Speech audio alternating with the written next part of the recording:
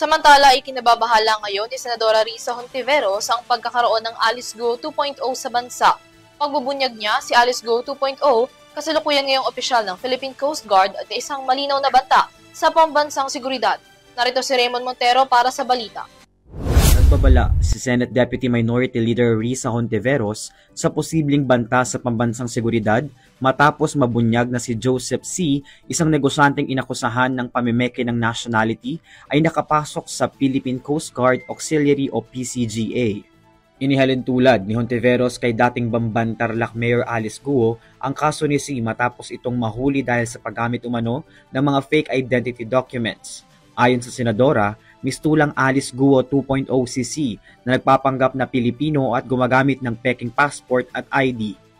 Batay sa isang dokumento ng PCG noong July 26, 2018, hinirang si C bilang miyembro ng PCGA at nabigyan ng honorary rank sa ilalim ng administrasyon ni dating Pangulong Rodrigo Duterte.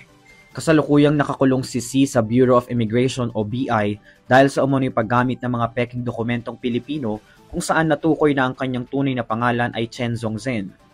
Kasabay nito, nanawagan ang Philippine Nickel Industry Association o PNIA sa Bureau of Immigration na agad palayain si C dahil sa illegal daw at labag umano sa batas ang kaniyang pagkakaaresto.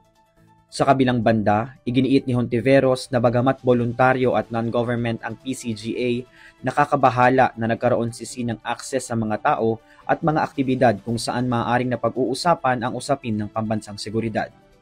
Samantala, wala pang direktang tugon ang PCG tungkol sa issue hanggang sa kasalukuyan. Tiniyak naman ng ahensya na patuloy na paigtingin ang pakikipag-ugnayan sa mga intelligence agencies upang tayakin ang mas mahigpit na screening at seguridad sa kanilang hanay. Para sa EuroTV News, Raymond Montero, sumasaludo sa bawat Pilipino.